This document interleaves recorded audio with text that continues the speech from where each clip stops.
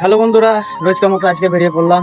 তো দেখো তোমরা, সব জিনিসপত্র নিয়ে নিয়েছি। এবার আমরা কাজের সাইডে যাব। তো কাজের সাইডে গিয়ে দেখা হবে। তো বন্ধুরা চলে এসেছি।